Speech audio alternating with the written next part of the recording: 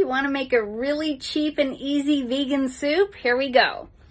So you're going to, in a rice cooker or whatever pot you have, you're going to put your potatoes and carrots, 1 potato, 4 carrots, 3 sticks of celery, and half an onion. So I added some smoked paprika, some turmeric, some Mrs. Dash, some better than bullion chicken, some garlic, and Kite Hill cream cheese. So I'm gonna put that in there. And then I'm gonna take my immersion blender and we're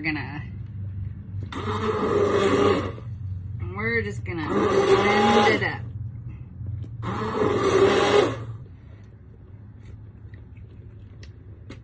Oh my God, that's good. Some crackers. I mean, just look at this. It is so yummy. And it's so easy. Join me at Skoolie Palooza because my friend Bathsheva is going to be cooking vegan food for us at Skoolie Palooza. So find us.